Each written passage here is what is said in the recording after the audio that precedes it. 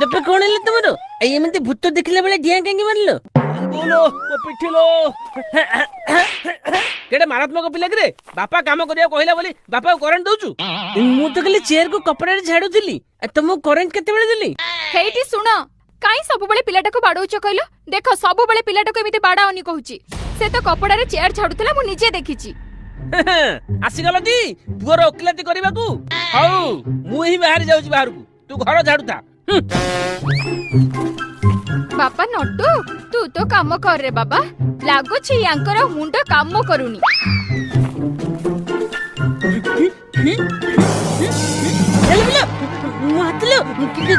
Current ମାରିଲା, ପୁରା ଝାଇଁ ଝାଇଁ କରିଦେଲେ।